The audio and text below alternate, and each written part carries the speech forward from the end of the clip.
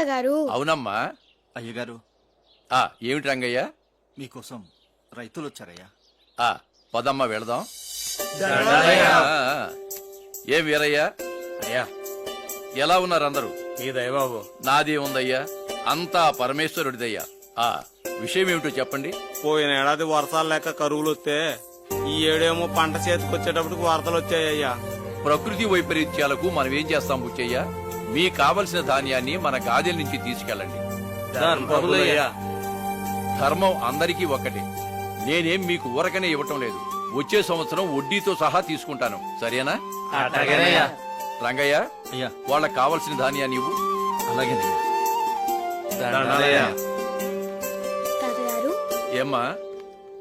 తాతగారు, మనకి బోల్డంత ఆస్తుంది కదా, పాపం వాళ్ళకు ఊరికనే ఇచ్చేయచ్చు కదా. ఇవ్వచ్చు తల్లి. కాకపోతే పని చేసేవాడు కూడా సోమరిపోతులా తయారవుతాడు. సోమరితనం అనేది అత్యంత ప్రమాదకరమైన వ్యసనం. ఏ ఋతు ధర్మం ఆ ఋతులోనే ఉంటుందని మీరే చెప్పారు కదా తాతగారు. మరి వర్షాకాలంలో వర్షాలు ఎందుకు పడట్లేదు? కలి ప్రభావం తల్లి. ధర్మం గాడి తప్పింది, ఋతువులు క్రమం తప్పాయి.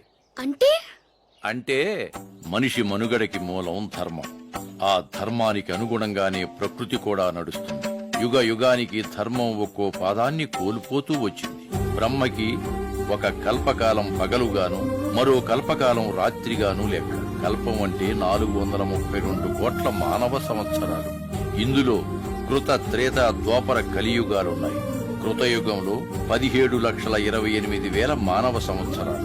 ఇందులో ధర్మం 4 పాదాల నడిచింది. గాలిలో కాలుష్యం, మనుషుల్లో కల్మషం లేదు. మానవులు, దేవతలు కలిసే జీవించేవారట. సగటు మనిషి ఆయుష్ 1,00,000 సంవత్సరాలు. పొడవు 32 అడుగులు ఉండేవారట. తరువాతది త్రేతాయుగం, 12,96,000 సంవత్సరాలు.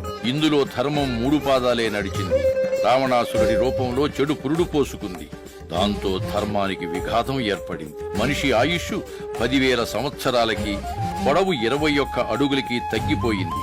తదుపరిది ద్వాపరయుగం, 8,64,000 సంవత్సరాలు. ఇందులో ధర్మం 2 పాదాలే నడిచింది. ఇందులో రాజ్యకాంక్ష, ఈర్ష్య, ద్వేషాలతో దాయాదులు, పోరు, యుద్ధాలు. ఈ యుగంలో మనిషి ఆయుష్ 1000 సంవత్సరాలకి, పొడవు 11 అడుగులకి పడిపోయింది. ఇక కలియుగం 4,32,000 సంవత్సరాలు. ఇందులో ధర్మానికి మిగిలింది 1 పాదమే. మనిషి అత్యంత నీచ స్థితికి దిగజారి తృప్తి అనేది లేకుండా బ్రతుకుతున్నాడు. తన స్వయం కృతాపరాధంతో 100 సంవత్సరాలు ఆయుష్ను 60 సంవత్సరాలకు దిగదార్చుకున్నాడు. పొడవు 6 అడుగుల కంటే కిందికి పడిపోయింది. అలా మనిషి యుగ యుగానికి తన ఆలోచనల్ని దిగజార్చుకుని ఈ నేలని పాపాల పుట్టగా మార్చి మొత్తానికి ఈ భూమి అంతరించిపోవడానికి తానే కారకుడవుతున్నాడు. అదమ్మా జరిగింది.